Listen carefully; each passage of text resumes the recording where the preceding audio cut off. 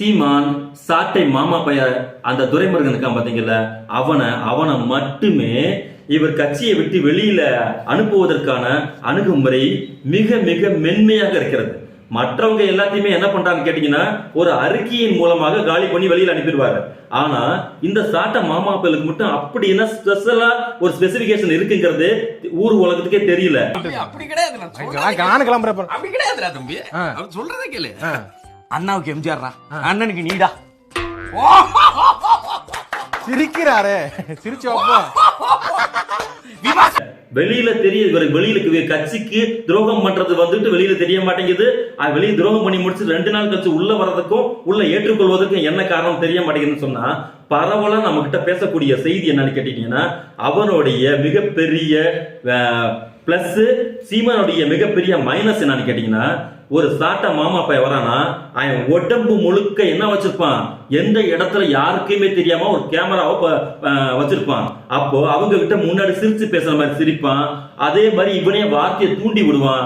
அதாவது அமைப்புக்கு தலைமைக்கு எதிராக வார்த்தையை தூண்டி விடுவான். உதாரணத்துக்கு வந்துட்டு, என்னங்க வர வர கட்சி முன்ன மாதிரி சரியில்லை, அண்ணனும் வந்து கட்சி மேல கவனமா செலுத்த மாட்டேங்கிறாரு, அண்ணன் சிற்றின்பத்துல தான் ரொம்ப அதிகமான விருப்பத்துல இருக்கிறாரு, அதனால வந்துட்டு மக்கள் வந்து இப்ப திராவிட கைக்கூலிகள் எல்லாமே வந்துட்டு மிக மோசமான அளவுக்கு நம்மளால கல்விகளையும் ஊத்துறாங்க, இதெல்லாம் ரொம்ப வீரியமா நம்ம எதிர்க்கணுமா வேணாமான்னு சொல்லிட்டு லைட்டா அந்த எதிர் பார்ட்டிக்கு என்னோட கூட இருக்கக்கூடிய அனப்பு பார்ட்டிக்கு ஊத்தி விட்டுட்டு அவங்கள பேச விட்டு அப்படியே கேமரால ரெக்கார்ட் பண்ணக்கூடிய சூப்பர் வேலை.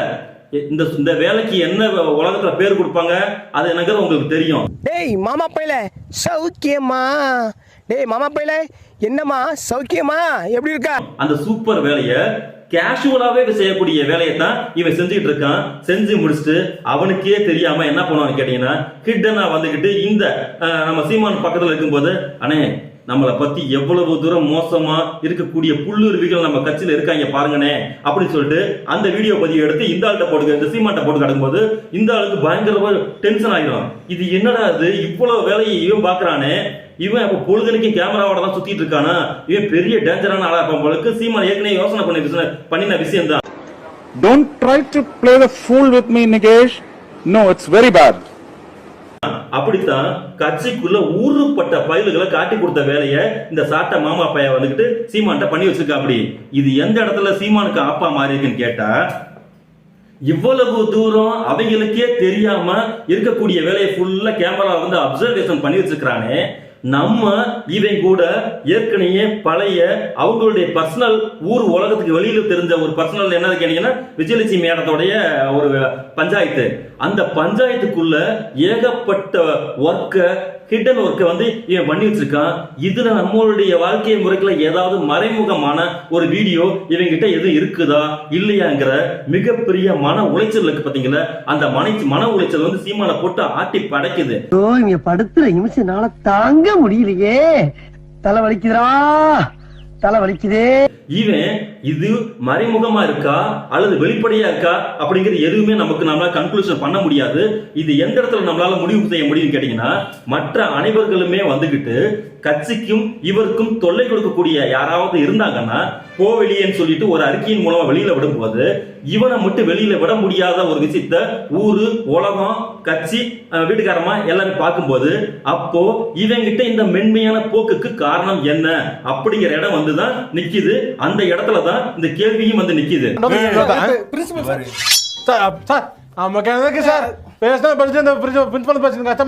நீங்களே பேசுங்க சார். என்ன சவுண்டு சார்? எது பேசினா நீங்க பேசி முடிவு பண்ணுங்க சார். நான் ரூம்குள்ளே இருக்கேன். என்ன சார் ரொம்ப கேக்குறீங்க? போங்க. இந்த கட்சியை நாம் எப்படி கைப்பற்றுவது அப்படிங்கிற ஆரம்ப கட்டத்திலேயே, அதாவது இந்த நாம் தமிழர் கட்சி கட்டமைப்பதற்கு மிகப்பெரிய பழைய வரலாறுகள் என்னன்னு கேட்டீங்கன்னா, நிறைய ஆளுமைகள்னு சொல்லக்கூடிய தமிழ் தேசியம், இன்னைக்கு இருக்கக்கூடிய இந்த தேசியம் இருக்கு பாருங்க, அது குப்ப தேசியம், ஆர்எஸ்எஸ் தேசியம், ஆர்எஸ்எஸ் பேசக்கூடிய இந்தி தேசியம், பார்ப்பனை தேசியத்தை தான் இன்னைக்கு மறைமுகமா விச உருண்டையில தேன தடவி கொண்டது நம்ம கிட்ட சீமான் கொடுத்ததோட விளைவு அது வேற விஷயம். ஆனா உண்மையிலேயே நாம் ஒரு தமிழ் தேசியத்தை கட்டமைப்போம் அப்படின்னு முதலாக 14 வருஷத்துக்கு முன்னாடி முத்துக்குமார் போன்ற உயிரிய தியாகம் பண்ணியிருக்கக்கூடிய அந்த தோழர்கள் எல்லாமே ஒன்று சேர்ந்து ஒரு கட்சியின் கட்டமைப்பை வந்துட்டு உருவாக்கணும்னு சொல்லிட்டு அப்ப இருக்கக்கூடிய ஆட்கள் எல்லாமே சேர்ந்து வந்தாங்க பாத்தீங்கல்ல, அவங்க அனைவருமே இங்க இருக்கக்கூடிய பார்ப்பன தேசியத்தை ஏற்றுக்கொள்ளாத, உண்மையிலேயே தமிழ் தேசியத்தை கட்டமைக்க, திராவிடர் இயக்கத்தை உள்ளடக்கிய தமிழ் தேசியத்தை கட்டமைக்கக்கூடிய ஒரு கொள்கை நிலைப்பாட்டில் தான் ஆரம்பிச்சு வர்றாங்க. அப்படி ஆரம்பிச்சு வரும்போது ஏகப்பட்ட தலைவர்கள் தங்களுடைய கருத்துக்களையும் முன் வச்சு கொஞ்சம் கொஞ்சமா டெவலப் பண்ணி கட்சி உருவாக்கப்படுது. ஆனா அந்த நேரத்துல ஒரு கிள்ளுக்குறையை கூட ஒரு கிள்ளி போடாத இந்த சாட்டை துரைமுருகன்ற ஒரு ஆள் வந்துகிட்டு கரெக்டா உள்ள வந்து அந்த கட்சியில இருக்கக்கூடிய ஒட்டுமொத்த ஆட்களையுமே தனக்கான வியூவர்ஸா மாத்திரம் பாருங்க. ஒரு யூடியூப் சேனல் ஆரம்பிச்சு அந்த கட்சியுடைய டோட்டல் நிலைப்பாட்டுமே யூடியூப் சேனலா கன்வெர்ட் பண்ணி அதுல இருந்து மொத்தமா பல லட்சம் ரூபாயை கொள்ளையடிக்கணும், நம்ம வந்துகிட்டு மிகப்பெரிய பணக்காரன் ஆகணும், அதற்கு வந்துகிட்டு இந்த நாம் தமிழர் லேபிள வந்துகிட்டு நம்ம யூஸ் பண்ணிக்கணும். அதற்கு அடிப்படையில் அங்க உள்ள வரும்போது நேரடியா வந்து மிகப்பெரிய அளவிற்கு நமக்கு கிடைக்கக்கூடிய கொள்கை செயலாளர் போஸ்டிங்க வந்து நம்ம தக்க வைக்கணுங்கிற பக்காவான ஐடியாவில் தான் உள்ள நுழைஞ்சிருக்கான்.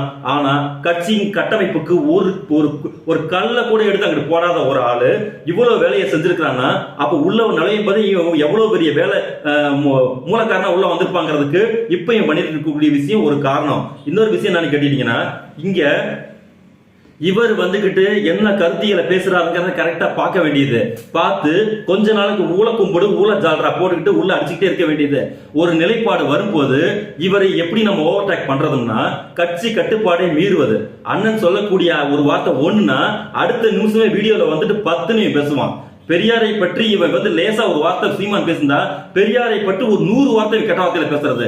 அப்போ இது என்ன ஆயிடுச்சுன்னு கேட்டீங்கன்னா, ஆரம்பிச்சு கொடுத்தது சீமானா இருக்கலாம், முடிச்சு வைக்கிறது மிக மோசமான சூழலா இருக்கும் போது இந்த குடைச்சல் வந்து சீமானுக்கு வந்து நிக்கும் போது கடைசியில குடும்பத்துக்குள்ள பிரச்சனை ஆயிருது. நீ வச்சிருக்கக்கூடிய கட்சி இது எங்க போய் நிக்கிது பாரு, உன் கூட இருக்கிறவங்க என்னென்ன வேலை செஞ்சுட்டு இருக்காங்க பாருன்னு சொல்லி குடும்பத்துல இருக்கிறவனும் தம்பிகள் கிடையாது, அவங்க ஜாம்பிஸ் கிடையாது, அவங்க திராவிடர் இயக்க பாரம்பரியத்துல இருந்து வந்திருக்கக்கூடிய ஒரு லேடி.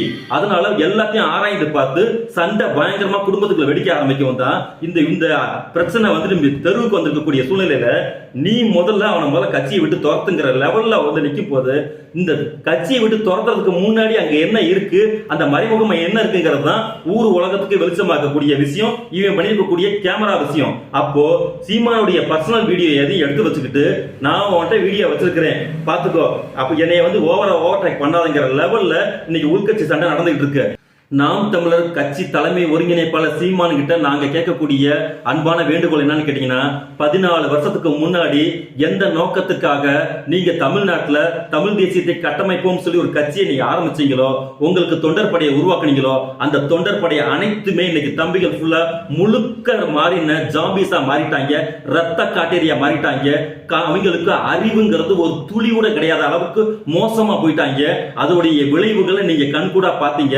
26ஆம் தேதி பெரியாருக்கு நீங்க நினைவேந்தல் போட்ட உடனே உங்களை எப்படி தரமட்டத்துக்கு உங்க 7 பரம்பரையை இழுத்து ஓத்தாங்கம்மன் தரமட்டத்துக்கு அடிச்சாங்கிற வரைக்கும் உங்களுக்கு தெரியும். இது அனைத்துமே நீங்கள் விதைத்த விதைதான்.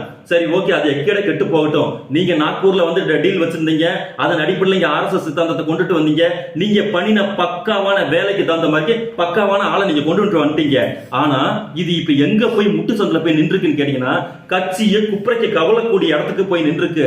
இந்த கட்சியை மிக சரியாக கீழ்மட்ட வேலையை செஞ்சவங்க ஃபுல்லா சாட்ட துரமுறைங்க. நீங்க மேல் மட்டத்துல நெஞ்ச வடச்சுக்கிட்டு தெரியும் அப்படி இப்படி மைக்குள்ள பேசுறதோட பேசிட்டு முடிச்சுட்டு போயிட்டீங்க.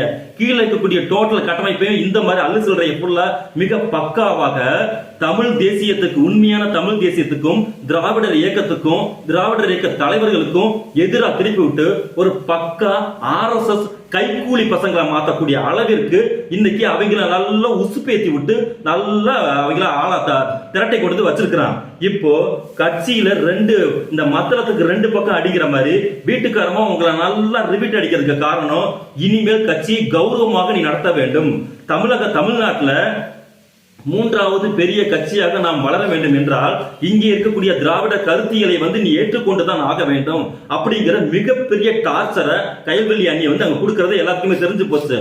ஆகையால் கௌரவமாக தலைவர்களை கொச்சைப்படுத்தக்கூடாது, அரசியல் தலைவர்கள் யாரையுமே வந்துட்டு இனிமே வந்து கொச்சைப்படுத்தி பேசக்கூடாது, குறிப்பாக ஒருமையில் பேசக்கூடாதுன்னு சொல்லி அவங்க ரிப்பீட் அடிக்கிறது.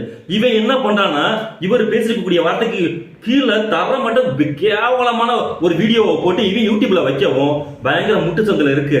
அதனால நீங்கள் எடுக்கக்கூடிய முடிவு கௌரவமாக நாம் தமிழர் கட்சியை கௌரவமாக கொண்டுட்டு வரணும்னு நினைச்சீங்கன்னா அண்ணியோட பேச்ச கேளுங்க. இல்ல இந்த கட்சி நாசமா போய் ஒட்டு மொத்தமா உங்களை முழுகி தலை முழுகி எல்லாத்தையும் அள்ளிக்கிட்டு இந்த சாட்ட மாமா பையன் கட்சியை கொடுக்கணும்னு நினைச்சீங்கன்னாலும் அது உங்களுடைய விருப்பம். ஆனா யாராக இருந்தாலும் எவராக இருந்தாலும் நூற்றாண்டுகளாக திராவிட கருத்தியலை ஒழிப்போம்னு என்ன சொல்லிட்டு வரக்கூடிய எந்த கொம்பனையும் இந்த சாட்டை இந்த சாக்கடை இன்னும் எத்தனை துரைமுருகன் வந்தாலும் இன்னும் எத்தனை சீமான்கள் வந்தாலும் அத்தனை பேரையுமே நாங்கள் திராவிடர் இயக்க கொள்கையின் மூலமாக ஜனநாயகத்தின் மூலமாக கொள்கை வழியாக எதிர்ப்போம். சரிங்களா? அதனால மிக தெளிவான முடிவை மிக சீக்கிரமாக நீங்க எடுங்க. ஆரம்பிக்கலாம்.